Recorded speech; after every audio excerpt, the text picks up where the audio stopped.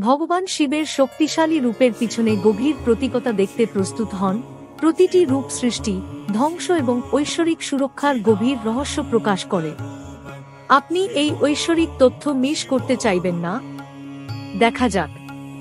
ভগবান শিবের ঐশ্বরিক কৃপা ছড়িয়ে দিতে কমেন্টে ওম নম শিবায় টাইপ করুন।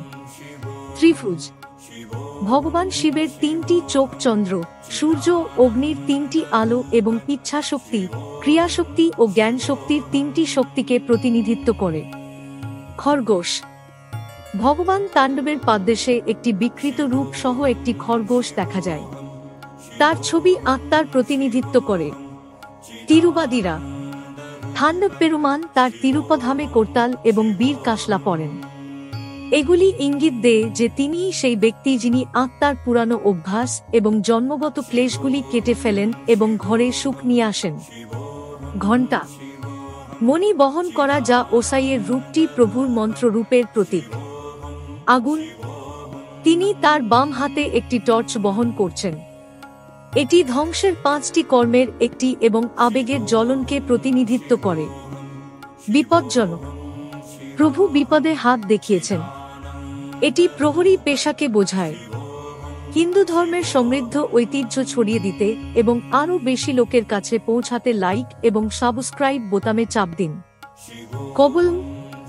তিনি হাত তুলে দেখান যে তিনি সম্পূর্ণ ত্যাগী। কুয়াশা।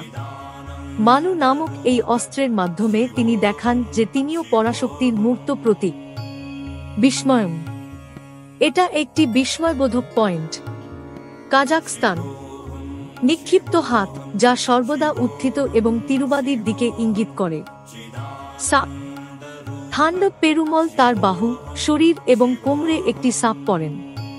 শিব সর্পকে বহন করছেন, কুণ্ডলানী শক্তির রূপ বোঝাতে যে তিনিই জগতের সৃষ্টি ও পতনের কারণ। স্নেহের দড়ি। তার এক হাতে স্নেহের দড়ি।